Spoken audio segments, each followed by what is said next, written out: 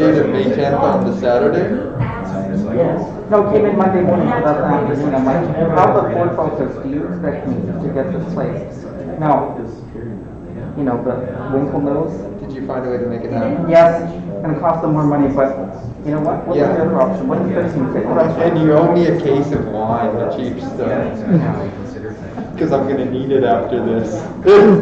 You know, but then if it's just disaster. And I got a bug gone because there's somebody else who got a flu. Sorry, I was on the other line, literally taking in line. There it is. Thank you.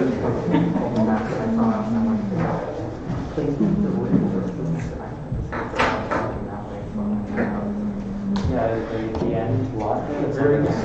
Yeah. That's what it was like. Yeah, I don't have a plan for it, but. Not fine directly. So if I sound quiet, just because I'm trying to. I'm not quiet, I'm just depressed. I'm trying to get the hell to my chair. Somebody's Virginia? What? What? Huh?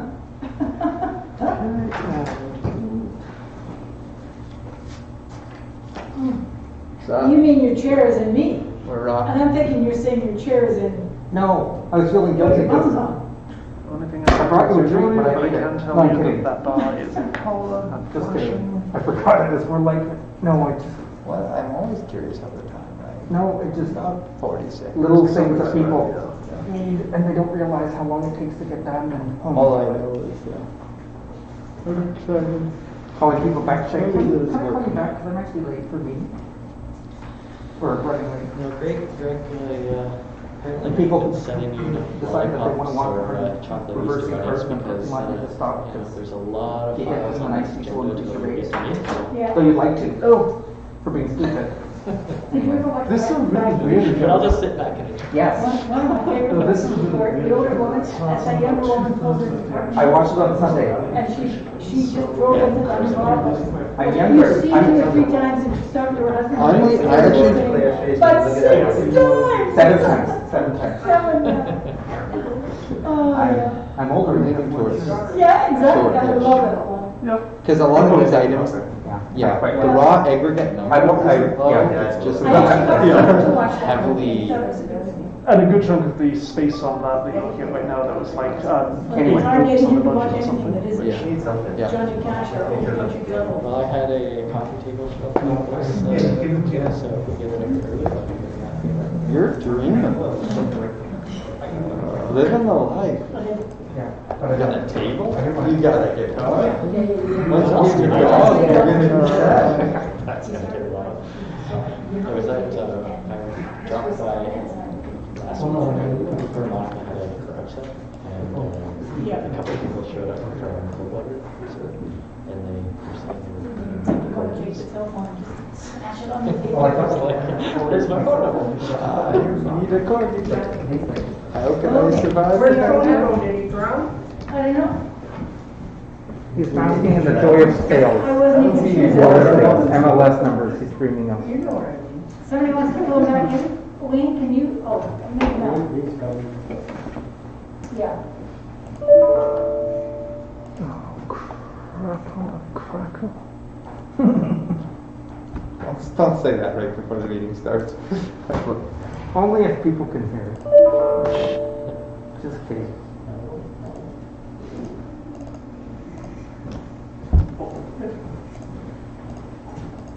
Sorry, folks. Got you ground.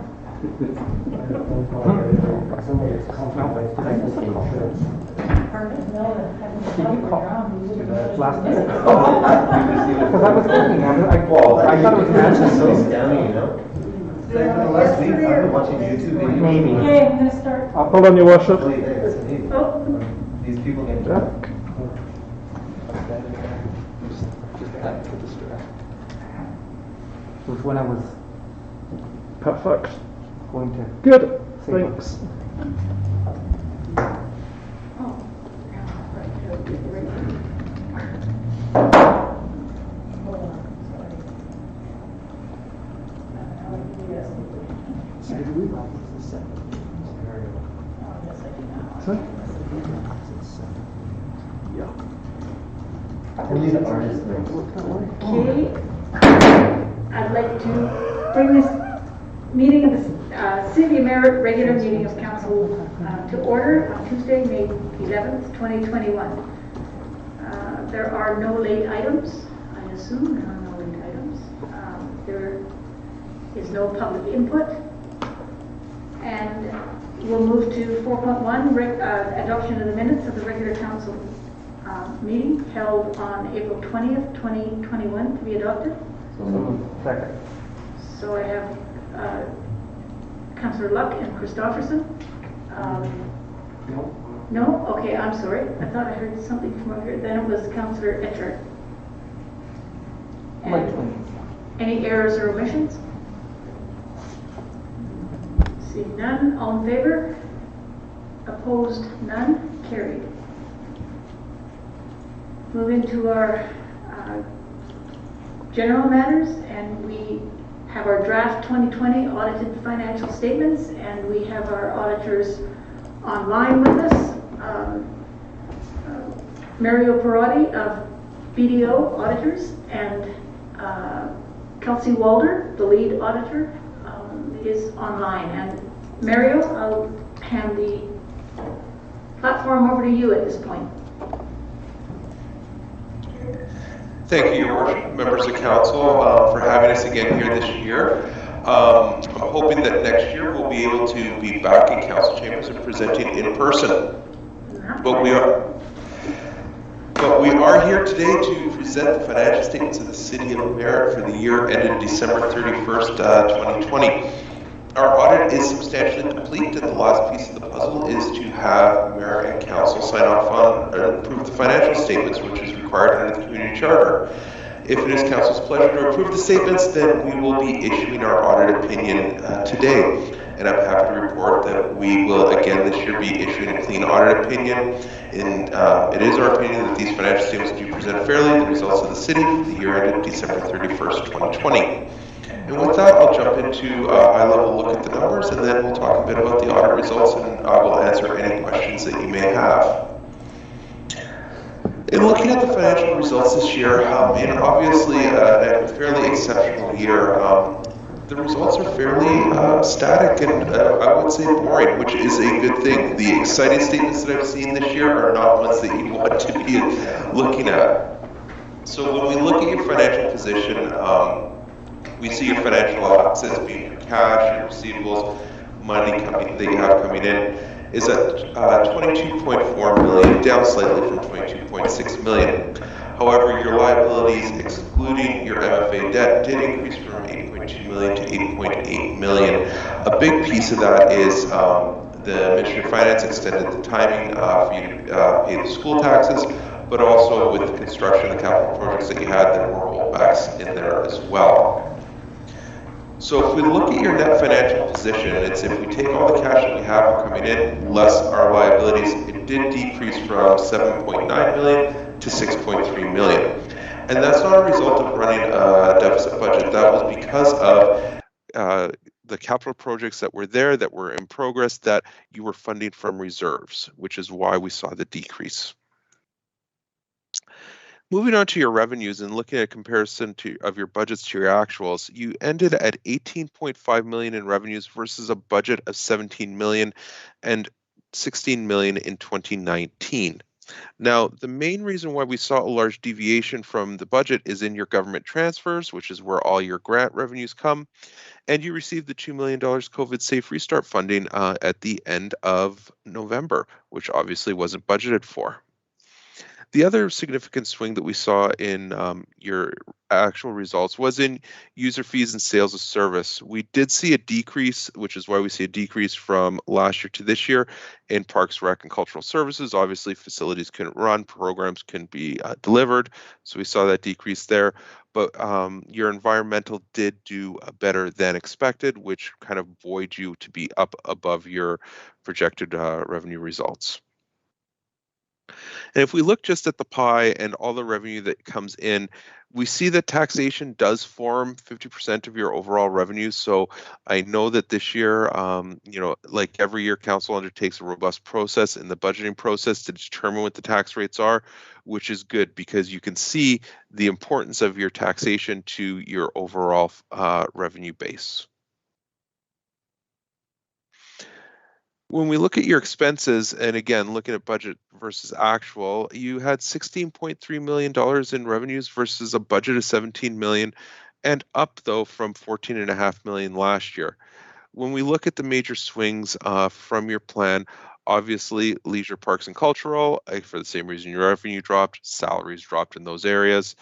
And your community, environmental, and public health, again, we had some vacancies there, which is why we saw a deviation from your budgeted plan and saw expenses coming in lower than planned. And so when we look at the end of the day, you come in at an annual surplus of $2.3 million for accounting purposes. And although it's not shown on this slide, your budgeted surplus for accounting purposes was $126,000. Now, if we wouldn't have had that COVID Safe Restart funding that wasn't budgeted, you actually would have been at a $296,000 surplus, very close to what you had planned in a difficult year, which I think is quite exceptional to be that close.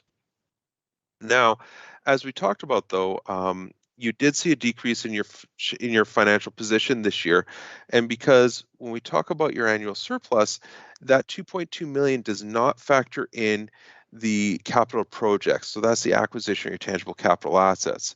If we deduct that 6.1 million, add back your 2.3 million for amortization, which is a non-cash item, we see that you ended up at that decrease in net financial position for this year. And again, that was all part of the plan, so we weren't surprised by it. Now, the last item to touch on is reserves, and I know council and management undertook the daunting process to establish a new reserve policy and get more specific with it, and that's why we see your reserves looking so different this year. But at the end of the day, you have a $76 million in your accumulated surplus, which seems like a really large number for your community, and wondering, well, why are we taxing if we have 76 million as a surplus? But that surplus includes your investment in your tangible capital assets of $63 million, which that is what you've paid historically for all your infrastructure and all of your buildings, less any debt outstanding and any amortization on it. So if we back out that 63 million, we're left with about $12 million in your surplus, and that's divided into two buckets: your reserves at 5.5 million and your unrestricted at 7 million. Now, the reserves of 5.5 million are restricted either by council, where it's been restricted for a specific use or budgeted to be spent in future years, or we look at things like the gas tax reserve, or the financial stabilization reserve, which is mostly the COVID Safe Restart funding. There's external stipulations attached to how you can spend those funds. So you really have $7 million sitting in your surplus, and of that $7 million, $5 million is sitting with your water utility, sewer utility, and transportation, which those funds can only be used for those functions.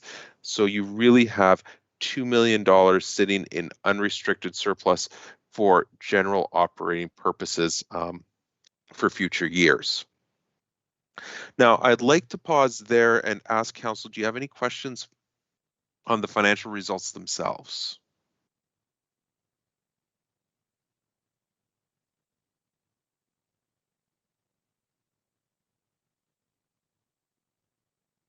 Which is not too expected, as these numbers were all there when you approved the reserves in your budget previously. There hasn't been any significant swings from that.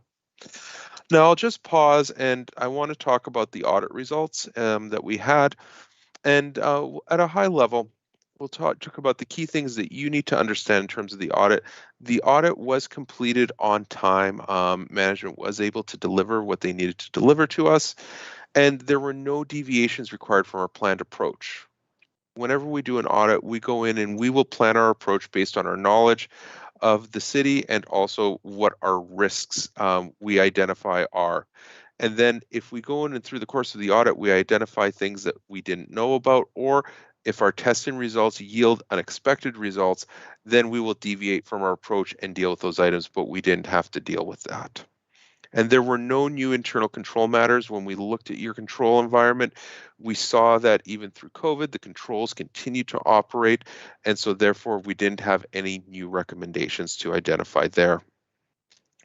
And stepping back, and when we talk about areas of higher risk that we look at, one of the areas that is becoming, increasingly looked at is senior management and their ability to circumvent the controls that have been in place because they're the ones who design them and operate them. We also look, the council can put pressure on management to go and circumvent controls. And every year we go in and we have targeted testing that we do to make sure that we don't identify any irregularities or any items, and that our test results, we did not note any items of concern. And with that, I'll open it up for any questions of council.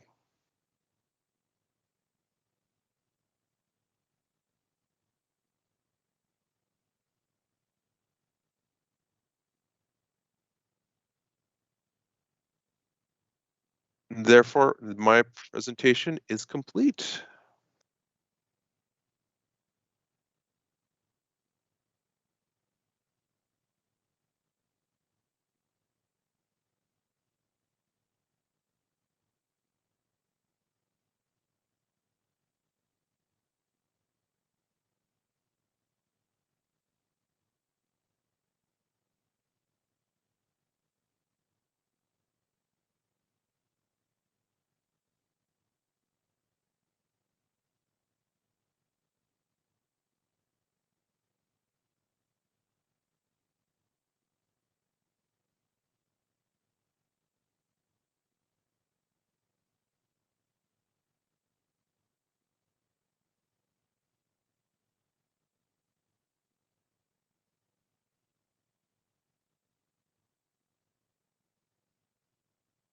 Your management level team for all the work that you've done during this fiscal year, during last fiscal year, and continuing to do it this year.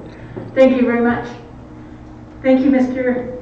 Perotti and Ms. Walter. We appreciate the time you've provided for us. And before you go, I guess you're going to want a motion on that. Yes, we will need to see the motion.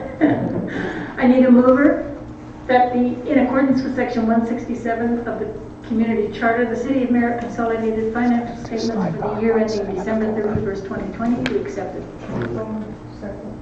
So, Councillor, was that Bengu? No. Councillor Christopherson. I'm hearing Councillor, I'm hearing you guys talk all the time, as you know. Councillor Christopherson and Councillor White. And any other comments before we go into the vote? Seeing none, all in favor? Opposed? None? Carried. Thank you, Mr. Perotti. Thank you. Enjoy the rest of your meeting, and I look forward to being there in person next year. Thank you. We look forward to that as well. Yes. So, if we move on, there is no unfinished business. And our bylaws, 7.1, we have our 5-year financial plan bylaw 2308-2021. We need to adopt that. Can we have a mover? And a seconder? It's moved by White and Fair, seconded by Fair. And Mr. Anderson, would you present your report, please? Thank you, Mayor. And thanks for the recognition of the Finance Department. It really has been a team effort this year to get the results out to Mario and the team at BDO as well. And management this year has really been keen on working on the 2021 to 2025 plan that you're seeing today. So lots of effort all around within the organization to get it done. The PowerPoint that I've got here, it's just a bit of a revision before we talk about the financial plan here. There was one slide presented at the last meeting. If we go to the second slide here. There was one chart in there that was, after the meeting, gave it some thought, and it seemed a little bit off, and it was off, that we had the wrong data in the 2020 column when we were comparing the tax rates 2021 to 2020. It seemed like a significant drop in the tax rate. We actually had in that 2020 column, by mistake, we had the 2019 rates. So when you see a 10% reduction in the residential rate, it was a 2-year reduction, not a single year reduction. I will show the impact on the next slide, what that is. But I just wanted to bring this one up. The chart on the top right there with the revenues and so forth is all correct. Something Sort of lost it gone here. wrong? Yeah.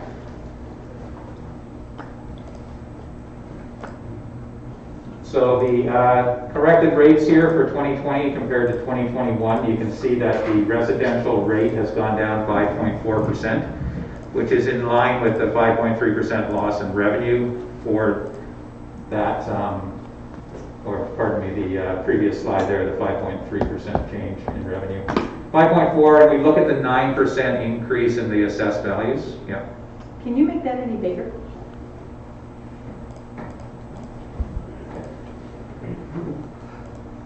The eyes are getting old. Okay. Oh, sorry. So the change here of 5.4% reduction in the residential tax rate, and as we discussed in the previous meeting, the average increase for BC assessment was approximately 9%. So somebody receiving an average tax increase would see about a 3.6% increase in their taxes. So if you were using the calculator online, which is on the website, and you had an average increase, and then you're looking at it going, wow, I thought it was a 10% reduction on the previous slide. No, it is a 3.6% net increase for an average assessed value. If your assessed value only went up 5.4%, then you should be about net neutral. Anything above that would see a tax increase. Mr. Anderson, can I just mention, I've had a call on the tax rate bylaw thing that we have on the website, and it appears as if you've got utilities attached to that. So on first looking at the taxes, this individual thought they were included in what he was going to have to pay, until I determined that he had to pull out that utilities account because we pay for that separately. Is there some way that you can make that adjustment on, or recognition on the website next year, not this year? We can rewrite it however you like. Is that the parcel tax? I'm checking right now. Yeah. Mayor, there is a parcel tax, water, parcel tax, sewer on the tax notice that is separate from utility billing, residential charges on an annual basis. That's the tax used to recoup. Does that come to everyone, Mr. Sorry, we're dealing with this. Your worship, that's exactly correct.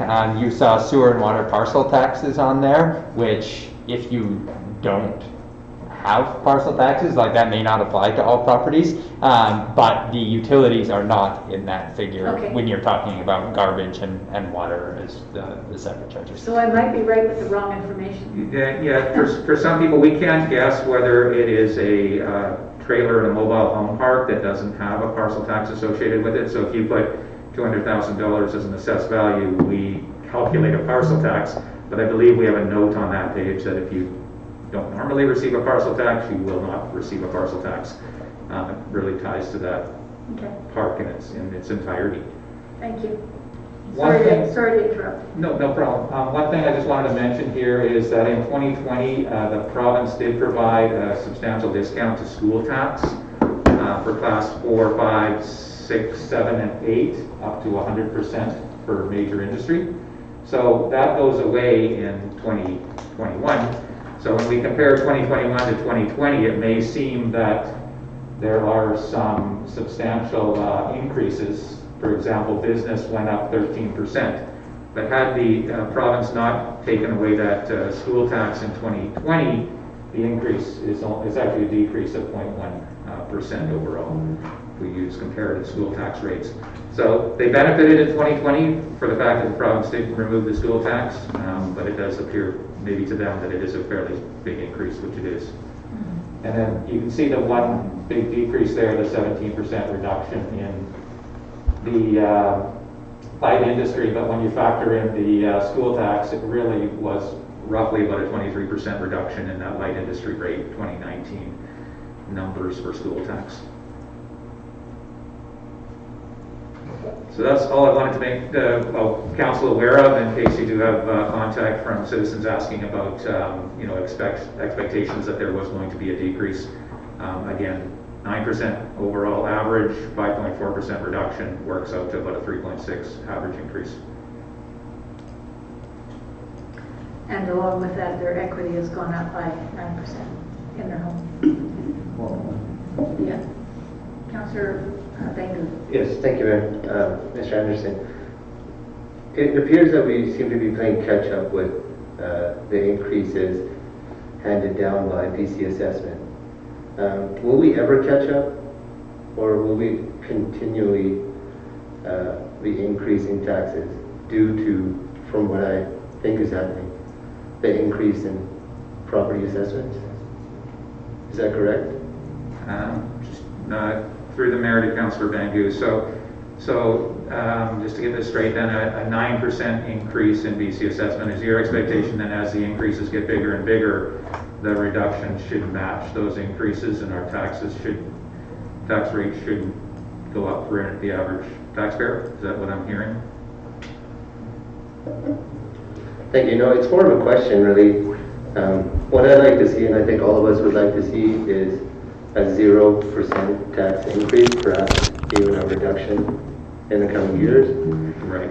But, and maybe I'm misunderstanding this, but it would appear that as the assessments go up, taxes go up. They don't necessarily, through the mayor to Councillor Bangu, they don't necessarily go up if our tax rate goes down an equal amount. So if our tax rate had been reduced by 9% on an average assessed increase of 9%, the net increase would be 0. So even though the assessed values go up, we adjust the tax rates. In this case, we reduced our tax rate 5.4%, but there still was a net average increase. So, sure.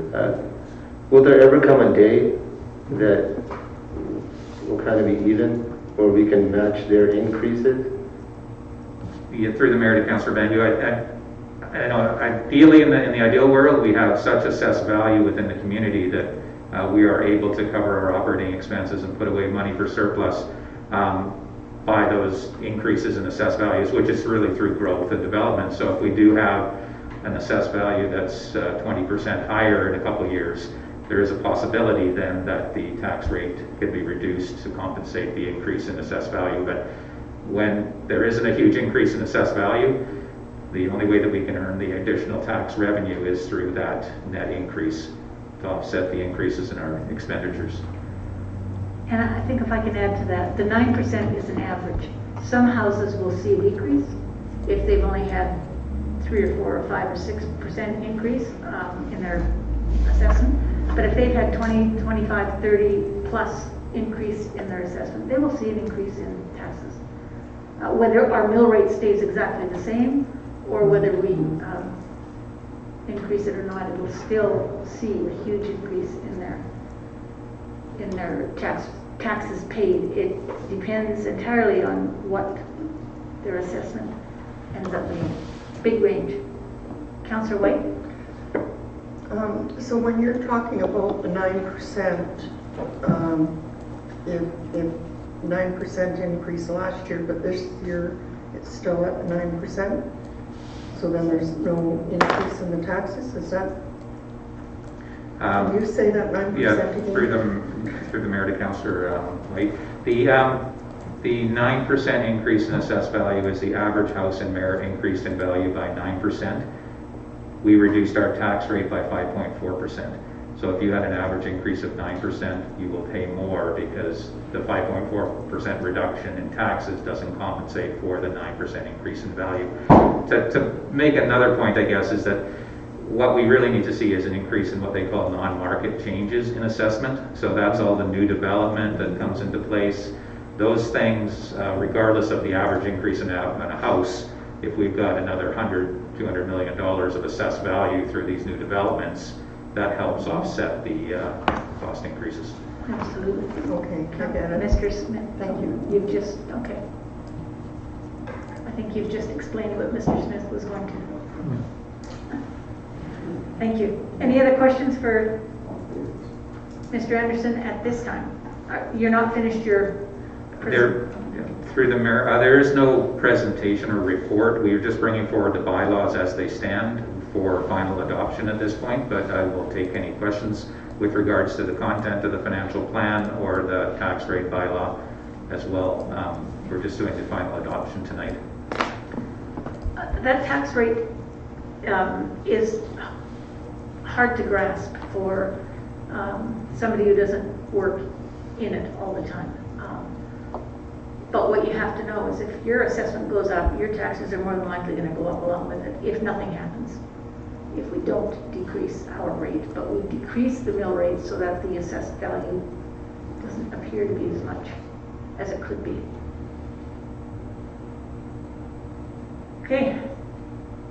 Are we ready to make a motion if we have no, or make a call question if we have no other questions? Okay, I call the question. All in favor? We have it. It's been moved and seconded. So this is 7 point, sorry to clarify, we're on 7.1? We're on 7.1. We have a motion on the table. I'm going to call it again. All in favor? Opposed? None. Carried. 7.2, City of Merritt 2021 Annual Property Taxes Bylaw. And I'm going to call a mover that number 2309-2021 be adopted. Etchart and White and Mr. Anderson. Thank you, Mayor. Once again, there is no report with this particular bylaw, but we'll take any additional questions with regards to the tax rates. As mentioned here, they haven't changed from our previous presentation for 2021. They are all inclusive of all of the other taxing authorities at this time. Sometimes those tax rates come in a little bit later, but we have them all at this point, so it is ready for your consideration. Mr. Anderson, I know there was a question last time regarding how much some of these other than the municipal portion, how much they have gone up in their mill rate. Have you been following that? Through the Merritt, the rates have been decreased at the same rough average as our rate. So we've come down 5.3% or so. They've come down about the same amount. So the rates that they have per thousand have been reduced at about the same level. I don't have the exact numbers, but their assessment value that they're basing their taxes on has gone up obviously as well by the 9%. So they factor in the reduction that they can apply as well. So I don't believe TNRD reduced their mill rate. I think they still put an increase this year on their taxation. I was part of that. I hope I'm not wrong. I thought it was a 1.75% increase or something like that.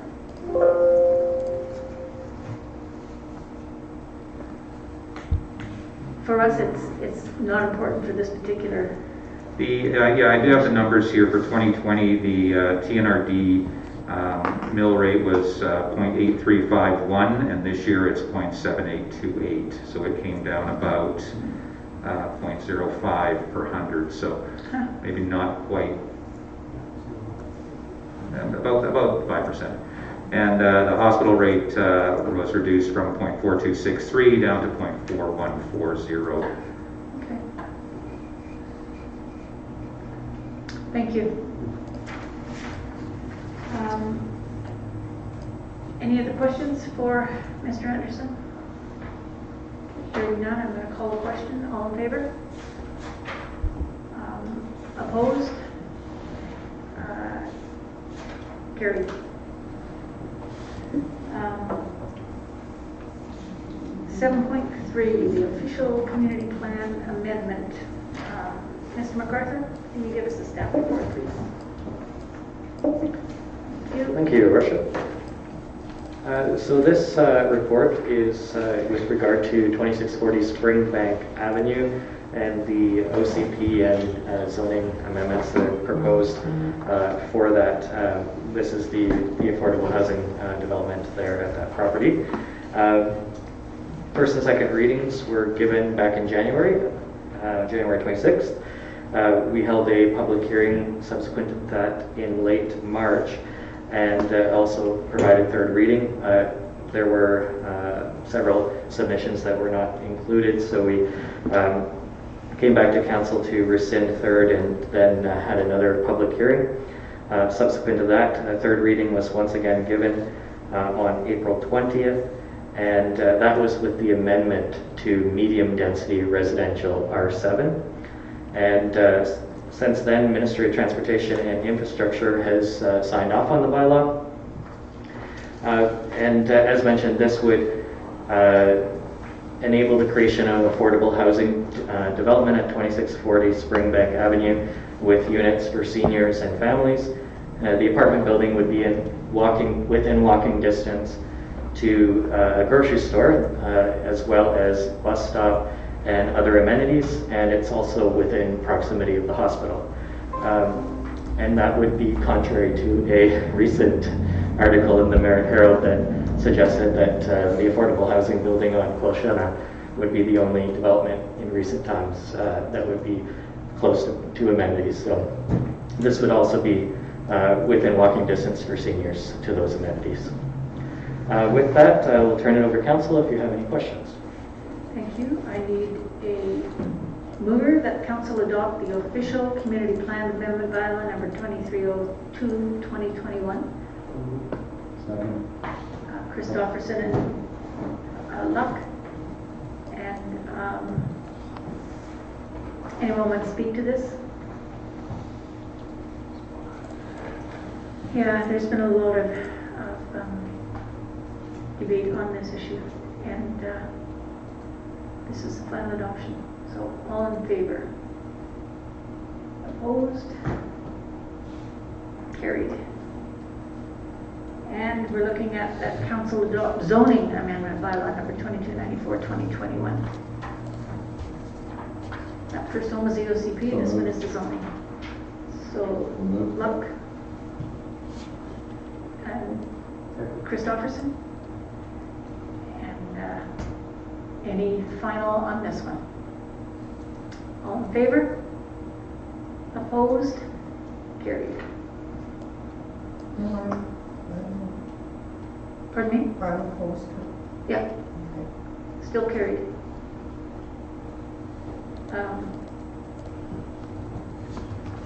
Where are we? We're now moving to new business 8.1.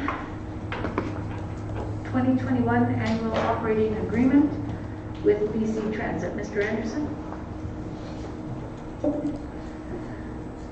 Thank you, Mayor and Council. It may seem that you just looked at one of these, and you did just look at one of these back in January. They were a little bit late in getting us the prior year agreement, which expired March 31st. So this is the new agreement for the period of April 1st of this year to March 31st of 2022. Within their amount here, this is the $95,000 in COVID-19 Safe Restart funding. So we're looking to receive another 50% of that funding. We've received 50% in the prior year, and we'll receive another 50% this year. So we reviewed the contract, and it is in agreement with the terms of the previous contract that you looked at in January. And we reviewed the budgetary amounts, and it's within our budget that we've just put forward here as well. Not any changes to speak of, so the request is that council authorize the mayor and corporate officer to sign the 2021 to 2022 annual operating agreement with BC Transit. We did have some discussion with BC Transit recently as well about looking at transit routes. It's been about 4 years since we've gone through the review. 2016 was the review of the transit routes in the city of Merritt, and with some of the new developments being put forward by Mr. MacArthur and other things happening in the community, they are open to coming and looking again in 2021 to see if we need to extend some routes or add some additional services. And I know that the age-friendly committee is also looking at bus services, so they're probably going to come and speak to that committee as well too. So they've been pretty active with the city lately. Mr. Smith? And just to add one point, I think this is probably self-evident, but in addition to looking at additional routes, also looking at potential additional stops on existing routes. So it goes to both. Thank you. I need did I ask for a mover and seconder? No, thank you. I need a mover that council authorize the mayor and corporate officer to sign the 2021-22 annual operating agreement with BC Transit. Echart Christopherson. And any comments, concerns, questions? Okay. All in favor? Opposed? None carried. 8.2 UBCM Community Excellence Award, and Mr. Smith, tell us how great we are. Thank you, Your Worship. What we're seeking with this report is direction from Council to apply for 2 different UBCM Excellence Awards. This came up in tentative discussion last year in relation to one of these initiatives, but we weren't quite at a point where we'd finished implementation. That was in relation to the business licensing review, and so we talked about potentially deferring to this upcoming year. And then the second application that we're looking for is for flood response, mitigation, and planning. And that is really kind of a story of transformation from where we were in 2017 and 2018, which, I'm going to be honest, was admittedly not good, and all of the different areas where we've made improvements, ranging from the actual response itself, our emergency operations center practices, our communications with the province and with citizens, our operation of various facilities like the wastewater treatment plant and things that we're doing in that regard. And so these are the 2 categories that we're looking to make application in. There are 4 different award categories under the UBCM Excellence Awards, and so the 2 that we would be looking under would be Excellence in Governance, and that would be the flood response, mitigation, and communication. And then Excellence in Service Delivery would be for the changes to our business licensing program to enable as many options for businesses as possible, to remove red tape, to make the process less confusing. I will say that on that latter one for business licensing, a lot of why we were excited to wait an additional year was for the additional data that we were hoping to generate. This year, because of COVID, it being interesting, we were less stickler, and it was part of even the recovery initiatives, in how we administered the business licensing program. We weren't being overly onerous in certain areas, and so our data is not as crisp as we were hoping it was going to be to support this application. That being said, it doesn't change the fact that there are many areas in which we are leading the province. There isn't a single other community, to our knowledge, in British Columbia that is part of 3 different intercommunity business licensing regimes, which makes it easier for Merritt businesses to do work elsewhere, but it does make it possible for businesses elsewhere to come do business in Merritt without so much administration, which there's pros and cons to, but it does provide a lot of choice for our residents. So these are the 2 applications that we are asking for direction from Council to make. We have draft applications prepared for both of these. We're still making refinements so that the narrative is as strong as possible to support these applications. Thank you. Any questions for Mr. Smith?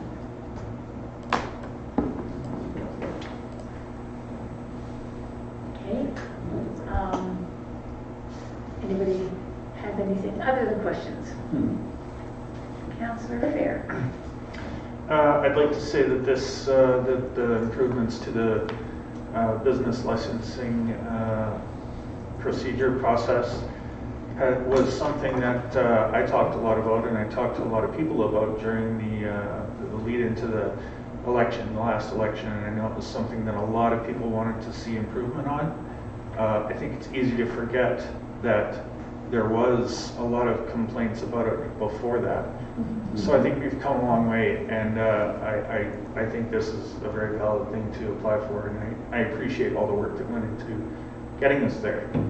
And I would say something similar for the flood mitigation work that's been done as well. I can't point to anything like that that's been done in the past, but I think we have seen similar, if not as extreme, flood instances in past years. So again, much needed and much appreciated work in those areas. So thank you for this. Thank you for that. Anybody else want to add to that? Yeah, I think you pretty well gave our response. I agree. It's two great pieces of work that deserve to be sent to UBCM for hopefully an award at the end of all of it. But we'll take the submission at this point as The consolation prize? We're already celebrating the participation ribbon. as our entry into the award. It's true, we haven't done a lot of that in the past either, so it's a good start. No participation awards here.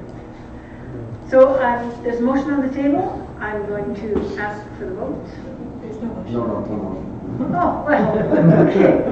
Then we need a motion that council directs staff to apply for the UBCM Excellence in the Governance Award category for flood response mitigation and planning, and that council directs staff to apply for the UBC Excellence in Service Delivery Award category for the business licensing program. Second. Christopherson, Fair, and anyone want to speak to this? All in favor? Opposed? None. Carried. And number 9, notices of motion. Seeing none, we'll move on to reports from council. Councillor Luck. Yeah, I attended the Nickel Valley Transit Society monthly meeting a couple of weeks ago, and just a couple of things that came out of there. Merritt, I may report on a couple of items. I don't know if anybody's aware of this, but where our ridership is down. Some of you may be, but I guess I believe this is since COVID started, we're down about 40,000 riders. I think since COVID started about a year ago or so. But they're doing very well. They're holding it together, and they've had some challenges with some drivers and a few things like that, being sick and a few things like that. But I think overall they've done a pretty good job by the sound of things holding it together. I think one of the biggest challenges there is trying to keep buses on the road. The buses are in pretty rough shape. They've got 2 asks, which one of the asks is to help with the buses moving on. But they're constantly, Frank's been doing a great job keeping the buses limping along, having one in the shop and kind of taking pieces and parts from it and keeping the buses going. And so that's one of their asks that they have is that what's really hard on the buses, I hate to say this one, but some of the potholes in our roads, they're pretty rough on the buses, I understand. And one of the biggest one is, I guess, with the overpass at Boat and Highway 5, and that's to do with MOT. I guess there's quite a letdown and the buses are hitting that constantly. And because they don't do a lot of miles, but the miles they do are all going back and forth over the same pieces of road. So they've got a bit of a challenge there for some of those places, right? They do have a couple of asks. One of them is, are we planning to do a bus pull? I think we are at the new apartment buildings on Walter Street. Has that been planned into the process? Yeah, that's what I thought. I couldn't confirm that, but with your nod tonight, we're confirming that. So they'd be really excited about that. And the other thing is, the other plan that they have is where are we at with bus shelters? They would like to maybe sit down, somebody maybe plan out some more bus shelters for the community if they could in that. And I think that was their other ask that they were wanting. But other than that, I think they're doing a great job over there and doing the best they can under the extenuating circumstances with COVID and everything. So that's a quick little report from the Transit Society. And item number 11.8, the shelter program is on the agenda. Oh, it is on the, okay, sorry. Mr. Smith. Yeah, that was going to be the first one on the docket here is, of course, that there was funding for 2 additional shelters, which I know is one of the items that had been talked about and requested. So council is going to see that. We've got funds to be able to manage that. But I wanted to make a note on the pothole side. I love when there are active users of our roads. The more people we have that report these potholes, the Yeah. better. I cannot tell you how good our team has become at being able to respond to these pothole requests. So if they've got a spot and a location, if we can encourage BC Transit to tell their drivers hey, if you're hitting something chronically, it's a problem, make that service request on the website, and that is the best way to get things done. That goes for anybody in the public. I have been really, really impressed from the date we get requests quite often. Okay. Yeah, it happens quickly that those are getting filled these days, so. We're going to report, I'll pass that along to them then. Yeah, and if they're curious on how to do it and want to walk through, we can send somebody by to Frank's office and make that happen. Well, that's great, just reporting back, so that's good, thank you very much. There are two other issues I have. One of them is the reduction in ridership, and that was one of the reasons why we had the $90,000, $95,000 provided to us, safe, yes. was to make up for that loss in ridership. The other one is capital, and this is a question for you, Mr. Anderson. Who pays for the buses? If they're in rough shape, is it BC Transit that provides new buses? As I am, through the mayor, as I understand it, BC Transit does make the decisions on the bus replacements. I would assume that the city has some involvement potentially in that based on the routes and types of buses that are required. And those are included on our quarterly billing from BC Transit. The lease costs for those buses we pay for on an annual basis. As you would approved in the annual operating agreement there, that includes lease costs for the buses. So they're built into our annual cost, and the actual process around how those are selected and so forth. I know they are going to a full electric fleet now, so we may be living with these buses for some time before we get to the electric fleet replacement piece. Well, yeah, just a note on that, Mayor, is they were mentioning that they did have some new buses on order for April this year, but maybe because the electrification, everything in the buses and everything, that has been put off to maybe July 2022, not this July, but 2022. So they got to keep the ones they got limping along until that time. I believe so. I think their mandate is to replace only with electric. Yeah. Thank you. Councillor Richard. Well, speaking of boat transit, I do believe that a lot of the units that they have are leased. They have a shelf life, wear and tear, just like we have with our backtrack. But sometimes changing out the vehicles, there could be a high demand because there's a lot of parts that are on backlog for a lot of the manufacturers. So sometimes getting the inventory can be a bit of a challenge too. So, you know, they may be rough, but they could be on backlog as well from the manufacturer, because I know that's been an issue for a lot of equipment retailers. So hopefully the bus lasts a little bit longer anyway. And on the backs of that, Mr. Anderson, who actually puts in the requisition to BC Transit for the potential for a new bus? Is it up to the society, or is it up to the city to do something like that? Through the mayor, I'll have to do some research on that unless somebody has a quick answer for me in this meeting. But it sounds like through the society, the organization that manages the service within the city of Merritt, they would probably be the ones that put forward the requests for these new buses. But I would hope that there is some input from the city as well as to the timing of when those are replaced. And Councillor Richard? No. Okay. We're just agreeing. Okay. Mr. MacArthur? Thank you, Your Worship, and through Councillor, I just wanted to reiterate what Mr. Anderson had said earlier in the meeting as well, that staff will be working with BC Transit in their upcoming service review. The last time they had that was in 2016, so we're currently in the process of setting up meetings around that. And also, city staff are working on setting up an internal working group on transportation, which would be for roads, active transportation, and transit. So we'll have dedicated staff that will be meeting regularly on these issues. Great idea. Thank you. Councillor Bengu. Yes, thank you.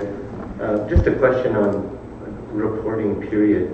Are we able to have discussions on topics, or should we move this to an item just for clarity? It's a report from council.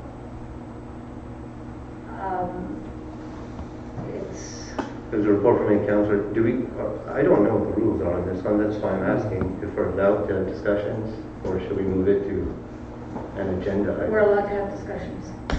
Okay, thank you.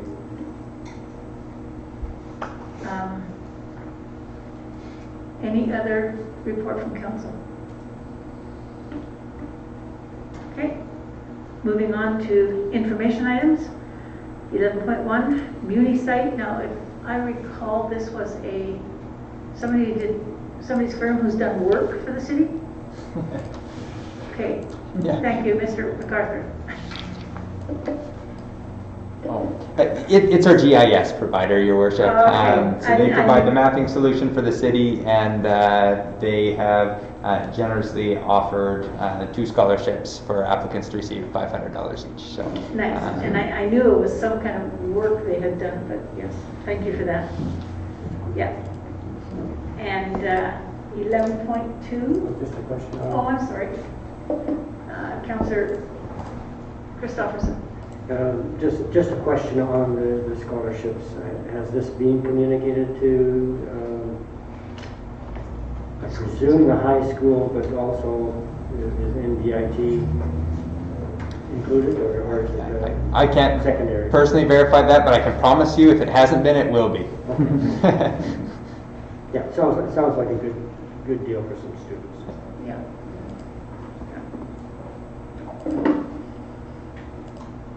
Okay, gonna move on to 11.2. I don't want to cut off anybody else. Anybody in addition to? 11.2, letter from Virginia Prowal. There's we understand that Public Works has a great deal of responsibility, and management is keen on looking at their workload compared to the additional work that is being put on them. They're on that continually. Capacity of sewer treatment plant and settling ponds. Well, we know that we've got a study and a proposed grant proposal for upgrading the sewer treatment plant in the future. It's not here today. Mr. Smith, can you talk to that? What I will say, because I think we all probably know where a lot of these concerns were born from, out of the experience of one of the island municipalities. So I do want to assure residents that as it stands, our capacity at the wastewater treatment plant, we process roughly 3,000 cubic meters of effluent per day. We can comfortably handle about 5,200. So we're running at about 60% capacity from the wastewater treatment plant right now. That being said, we are absolutely building plans for the future and growth, and in particular, because of water infiltration during freshet, those numbers can creep up, and so that is something that we're very mindful of, and are designing a system to be able to accommodate that. The other portion of this that is relevant from the Campbell River experience is pipe diameters in certain areas, and so one of the things that actually we're talking about internally right now, just so everybody is aware, is when you see large development happening somewhere, is not just the line going into that area, but on everything on the journey back to the wastewater treatment plant, are you going to have sufficient pipe diameters to make sure that there aren't any issues there? And so I want to assure council that that is something that we consider as part of these developments, and I will say it's people more competent than I. It's engineers that review them. We don't guess at it, but that's all part of what we are actually commissioning in relation to Exit 286 as we speak. So. Thank you. And can I also have you speak to the Trans Mountain pipeline by the airport? What impact will it have? What impact will it have? There will be a pipeline beneath the ground at the north edge of the airport that will functionally have no impact so long as there are no issues. Thank you. There will be a period of time during construction, of course, where we have actually already started process of calling in NOTAMs, notice to airmen, to be able to make sure that the airstrip stays clear when it needs to, and that potential pilots know when they're flying in to stay clear during certain times. But in terms of the long-term effect, no kind of negative externalities, although there is additional tax revenue that comes from that. I'd have to take a look at the amount, but I wanted to say it was in the neighborhood of $180,000 for that utility works to be coming through town. Yeah, thank you.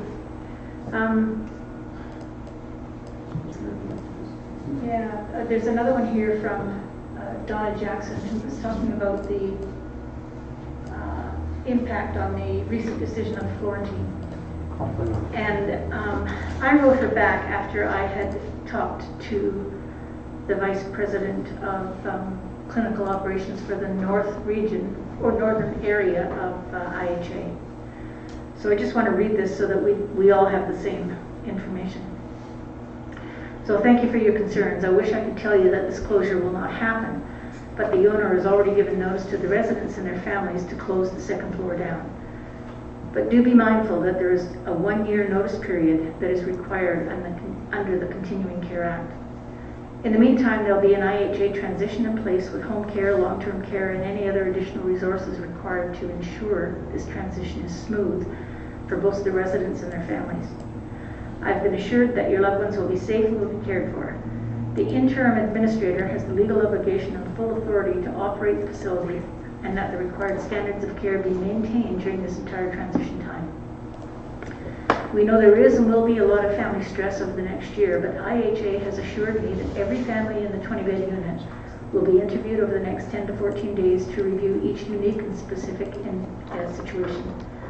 The IHA team will also meet with each family of the varying assisted living individuals who probably also had plans to move into the second floor as their condition warrants. These families will also be provided with assistance over the next short while. They have assured me that it is IHA, not the resident families, that have to seek and figure out what the next moves for residents and the families are. I can only tell you at this point, although there is nothing the city can do to stop this process, but that there will always be the ability to lobby the health authority to ensure they realize the situation within the city and our elderly population. I've already had a conversation with the senior administrator to let them know that our senior population is increasing, and a reminder that the city does not want to lose the 20 complex care beds. I've been told that the senior staff at IHA have had this crisis on their next agenda to be able to discuss the options on the potential new beds. Council can continue to lobby to ensure these beds stay in the community. How and what that looks like, I'm not sure. I'll continue to remind the IHA senior administration that Merritt is continuing to develop and that our senior population is growing. We do not want to lose these services. The city needs more, not less services. So rest assured, Council will do what we can. So this has been the main topic of people calling me this week. IHA has said they may not give us 20 new beds. They may end up just moving these definition of the beds around. We have assisted living beds, we have complex care beds, we have hospital beds, we have a number of different things, and it is up to the administration to determine what, to get that right care level according to the needs of the community. And I'll continue to speak with them and continue to lobby for what we need in the city.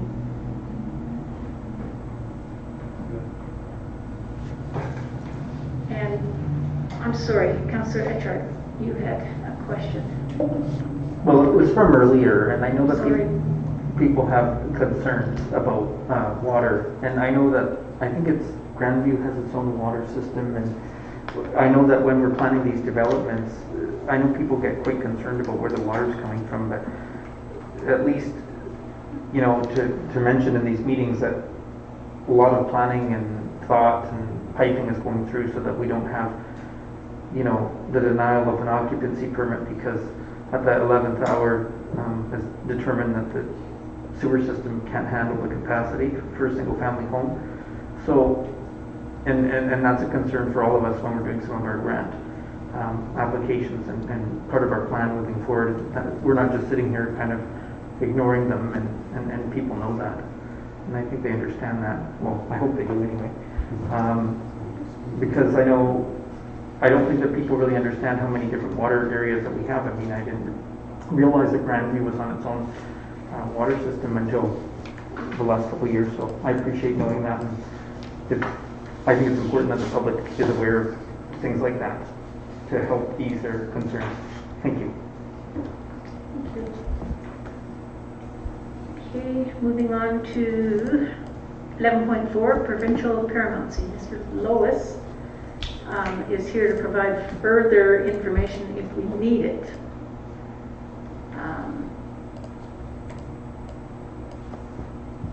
Did you want to speak to it?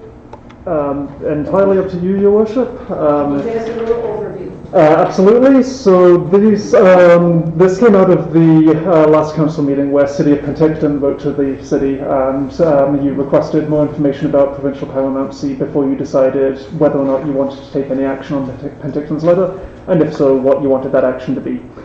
So this is just a fairly brief information report which lays out the essentially constitutional status where we are as a municipality, and therefore where Penticton is as well in relation to the province of British Columbia.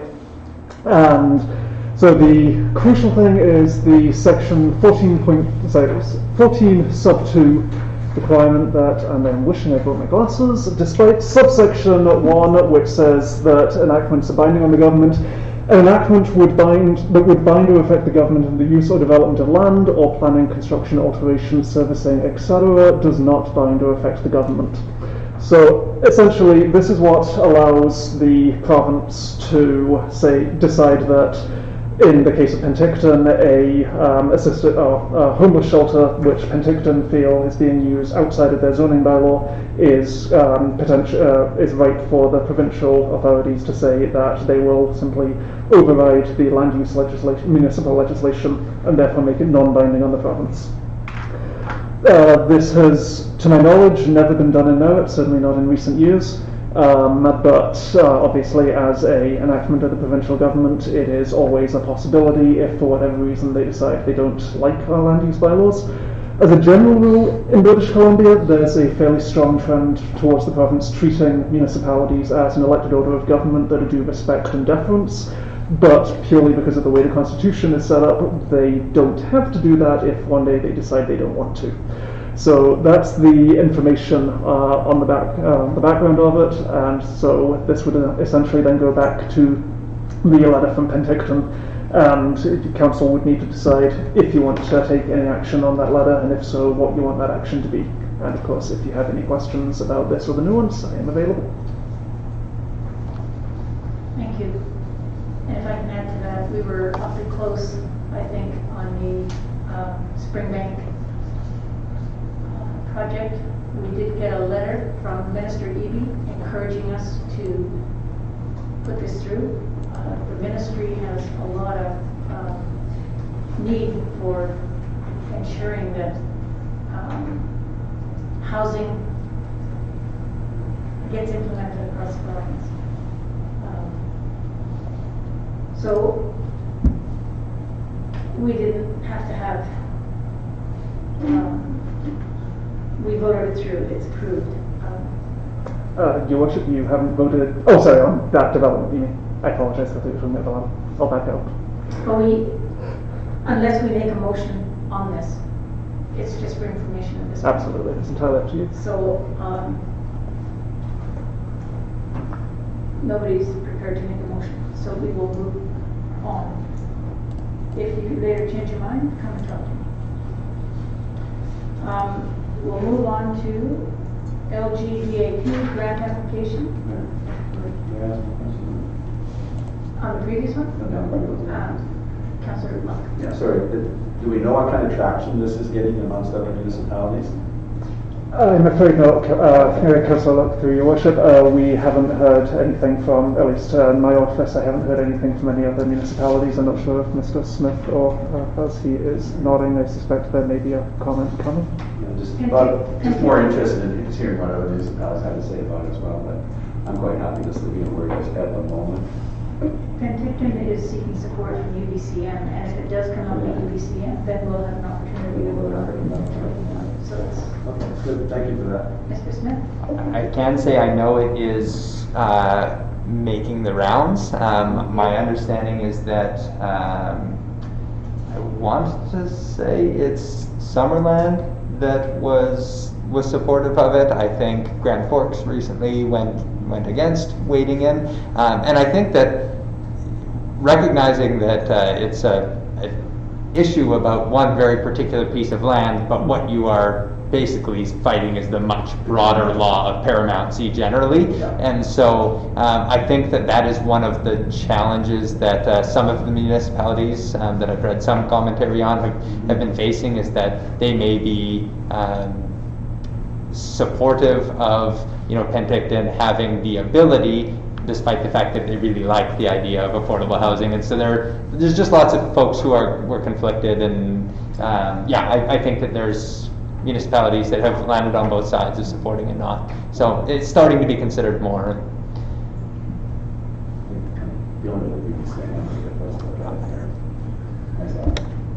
Yeah, it would probably be about the biggest issue to ever happen in local government history if there was a challenge on it. So if it starts getting loud, you will know about it, I'll guarantee that.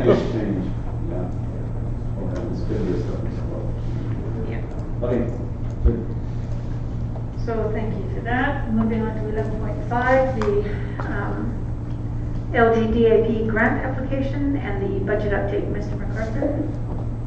Thank you, Your Worship. Update.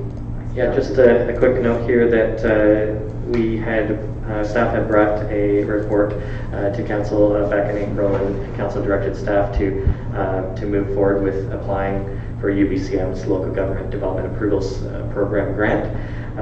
Subsequently, we received some additional information on quotes from consultants on the certain aspects of the plan and the budget, and so we've revised the budget accordingly. There's no change or impact to city finances, as all of the items that changed would be grant funded, not city funded. So, but there is a budget attached, so if there's any questions, please let me know. Any questions for Mr. MacArthur at this point? We'll move on. Poverty reduction assessment report. And Mr. MacArthur, this is yours again. Thank you, Your Worship. So as part of the official community plan update, the city was able to obtain grant funding from UBCM in the tune of $25,000 to work on poverty reduction policies in the OCP, as well as an assessment report that's being developed, and of course the draft plan is attached to this report. We will be having that plan available for public feedback until May 28th, and it is currently on the city website on the OCP page, merritt.ca/OCP, and any input can be provided to planning@merritt.ca. The report includes an overview of the province's plans, which are to dramatically reduce poverty by 2024, as well as local context of poverty here in Merritt, and policy recommendations to address poverty here within the community. There are 7 identified policies areas specifically, including social equity and inclusion, housing and shelter, transportation and active transportation, parks and rec, income and employment, social and health services, and poverty awareness and education. And there's recommendations in the plan for each of those policy areas. The recommendations from this poverty assessment will then help inform the OCP policy development, as well as future updates to our master plans, including such plans as the Economic Development Action Plan, the Housing Needs Report when we have to update that in 5 years, the Active Transportation Plan, the Parks, Rec and Culture Master Plan, which we're likely to update next year, and the Zoning Bylaw, which we'll probably have an update to that right after the OCP is adopted. So it's a pretty important plan in terms of the amount of policy plans and documents that would be informed by it. So if there's any input from council, it would be definitely appreciated.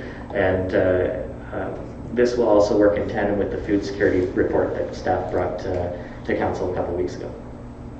So I'll turn it back over to Your Worship, and if there's any input or questions or any additional revisions. I know one of our councillors has already provided info on a revision, so that's been incorporated. So.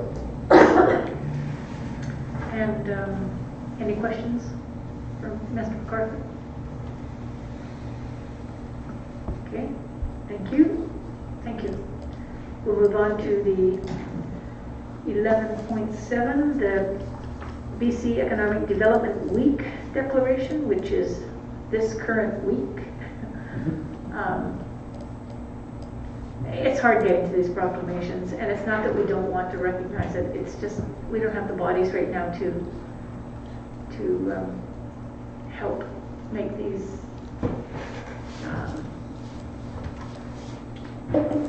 viable. Mr. Smith. Not to mention, I think that you may recall this, Your Worship, but we amended this policy, I want to say 3 years ago now, where these proclamations can happen automatically as opposed to needing to come to council. The only time they don't is basically if you as the mayor are uncomfortable with the content of whatever it is that the city is being requested to proclaim. So. But even making a proclamation or a declaration or whatever they want us to do, it's unless we do something or make an advertisement or do something, it's kind of moot. But anyways, it was for this week. Yeah, we're in it. And I think BC Economic Development Association also has their workshop this week or something, don't they? Maybe somewhere around there.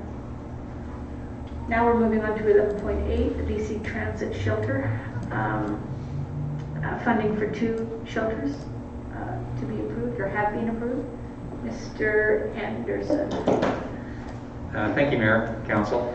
This grant application, normally we come to council with a grant application.